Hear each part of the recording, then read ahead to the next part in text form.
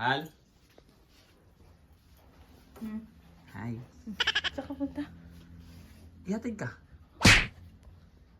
Bakit? Huwag ka na mag-fishing-fishing ha. Wala ka namang huli lagi. Gastos-gastos ka lang ng gasolina.